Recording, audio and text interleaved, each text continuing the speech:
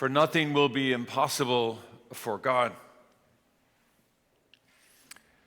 There was a 18th century Irish philosopher and politician called Edmund Burke. And we standard required reading in Ireland in those days. And I remember reading some of his essays. It was like strikingly brilliant and beautiful stuff. He wrote this one essay that I always remember. It was on philosophical inquiry. The name of it, you got to get the name. It's kind of cool. The philosophical inquiries on the ideas of beauty and the sublime. Just a beautiful title. I think that's anyway. In it, he goes into it in this essay. It really wasn't a book; it was an essay, and he goes into the distinction between beauty and the sublime. Sublime being that what leads to awe. Okay, just understand like an awe, like a mysterious mystery awe. And he talks about how, and since then, the essay is not without its controversies. Even at the time, Immanuel Kant criticized the simplicity of it. But maybe that's why I like it. It's nice and simple. He talked about how beauty, we tend to like that which is beautiful, that is symmetry. Anything that has, not only just symmetry, but symmetry according to our eye. In other words, we tend to project onto something what we perceive as beautiful. And it has to be symmetry involved in it, and colors and all that. Then he contrasts that with the sublime, or that which is awe.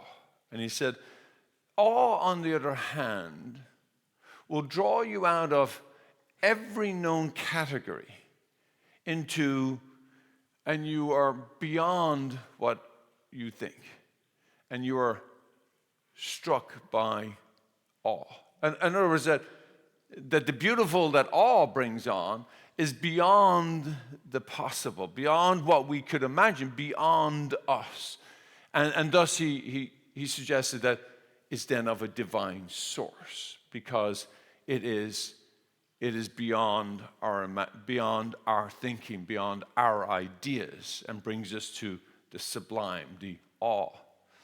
And since then, lots of people have spoken about, philosophers and theologians, sociologists, and so forth, have spoken about the distinction between these.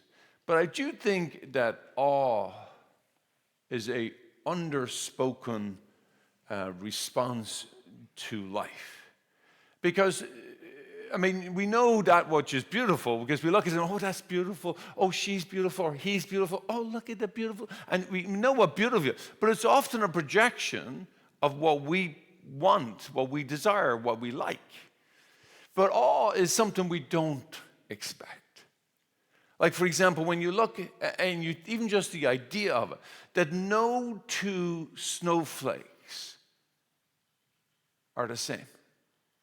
No two snowflakes are the same. Just even thinking about that is awe, because it's so mind-blowing. Or, for less of imagination, no two human beings are the same.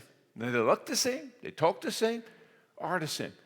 Extraordinary. And of all the human beings, billions of human beings created, never has there been two that have been the same. That kind of makes you pause and go, wow, that's amazing. Or you look at nature provides an abundance of it. You look at a flower. You look at something as simple as a fern leaf. And every leaf on a fern leaf is a replica of the fern leaf. Down, keep going down, and keep down. Every single fern leaf is a replica of itself all the way down to its molecular level. Wow. The reason why I bring that up is today, in this reading, we hear Mary's response to the announcement of that she's going to become the mother of the Son of God. And it's beautiful, yes, but there's something way deeper going on here. And her response is one of awe. How can this be? That's impossible. I haven't had relations with a man. And her response is one of awe. And then she gives us what we ought to do in the presence of awe.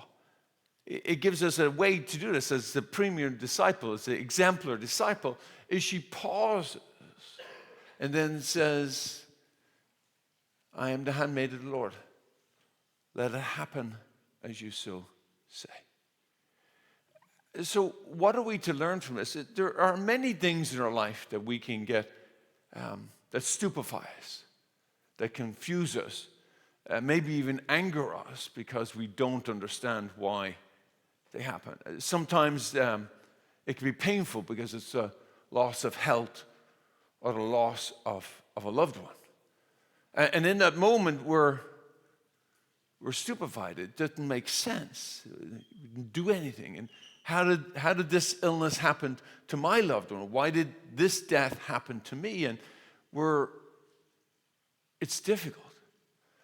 And then on the other extreme is sometimes things wonderful happen and we just go like, how did this woman or this man fall in love with me? Like, I don't deserve this. Like, this person is so much better than I am. I don't know what I have done or how I've done it that this person, or I could have this father or this mother, they're just amazing human beings.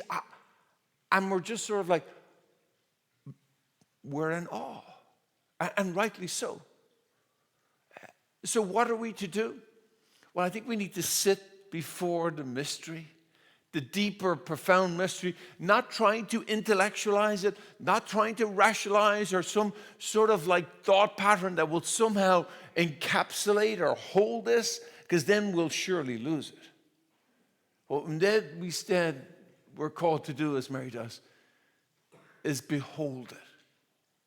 Is hold it and let it happen according to God's will, and then be present to it. Be present to the beautiful, the mysterious, the stupefying, the painful. And in the midst of it, God's presence will be made known to us. Now, in this next day, it's going to be chaos. It's Christmas, and I get it. But can we be present to the beautiful moments that exist? Sometimes the stupefying ones. I know that every family has its moments, and something will happen, what somebody will say, and you go, really? That's your moment to remember what I said. To not try to encapsulate it, not try to attack it, not try to make something of it, but just let it sit there and let it happen according to God's will. So today, as we embrace the gift that God gives us in becoming one of us, something that we cannot understand. It is beyond our understanding. We sit before the mystery and we just simply enjoy the fact that he blessed humanity by becoming one of us. And in so doing, he brought divinity into our souls. He allowed us to participate in divine grace in some powerful way that we can't even encapsulate with words. So we don't try. We just simply experience it with awe. So today, may you have a awe-filled day before the presence of the Lord in nature, in each other, in every little conversation, in everything that goes well, and everything that goes wrong, and everything that's beautiful, and everything that seems to just not fit. Let us be awe-struck by God's presence this day.